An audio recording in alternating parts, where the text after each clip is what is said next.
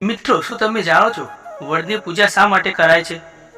હિન્દુ પંચાંગ અનુસાર જેઠ માસની અમાસ અને પૂર્ણિમાના દિવસે આ વ્રત રાખી શકાય છે.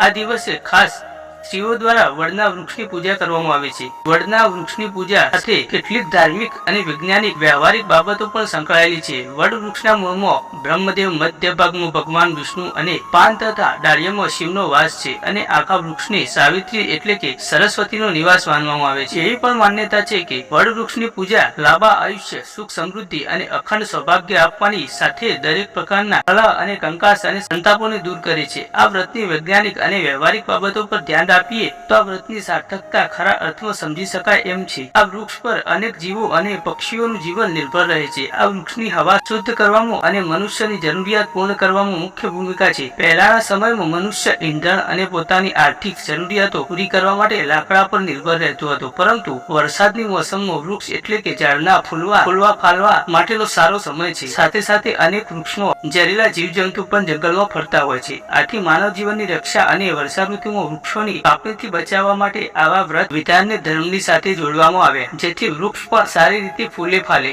અને તેની સાથે જોડાયેલી જરૂરિયાતો પણ વધારે સમય સુધી પૂરી થતી રહે. તો મિત્રો, આ વડની પૂજા કરવાની કારણ. તો તમને આ વિડીયો પસંદ આવે તો વિડીયોને લાઈક કરી ચેનલને સબસ્ક્રાઇબ કરવાનું ભૂલતા નહીં. જય માતાજી, જય શ્રી કૃષ્ણ.